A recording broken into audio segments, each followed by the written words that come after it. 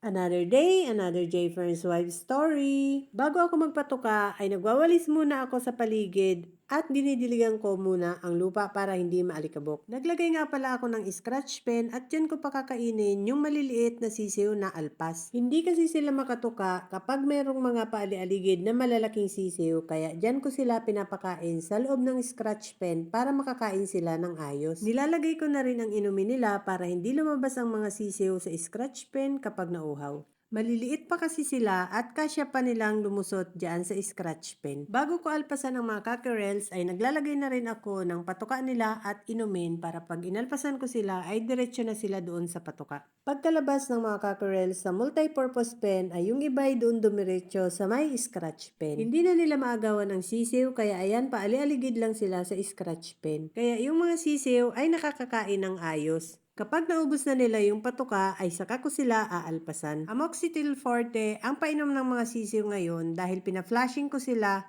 ng 3 days. Ganyan lagi ang ginagawa namin kapag merong nagkakasakit na sisiw.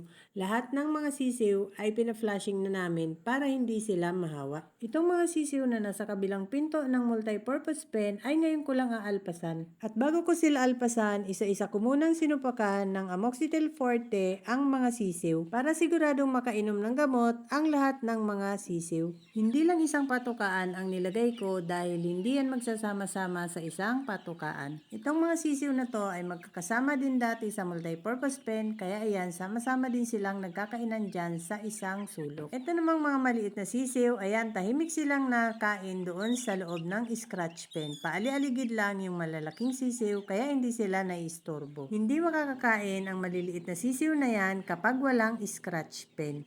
Ito namang mga cockerels ay dito ko nilagay ang kanilang kainan. Para hindi sila makiagaw sa ibang mga sisiw, pero yung ibang kasama nila ay nakikiagaw pa rin sa ibang sisiw. Buti na lang talaga ay nilagyan ko ng scratch pen itong sa maliliit na sisiw. Meron pa rin mga sisiw na namamalo, pero tumatakbo na yung mga sisiw na pinapalo. Ito naman ang aming Ding Fair 5K sweater.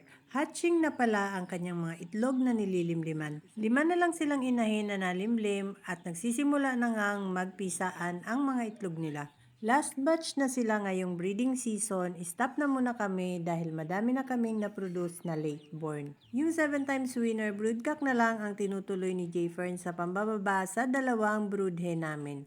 Sa Bagsik Line broodhen at ARL light nose sweater. That's all guys. Thank you so much for watching. Please like, share, and follow for more.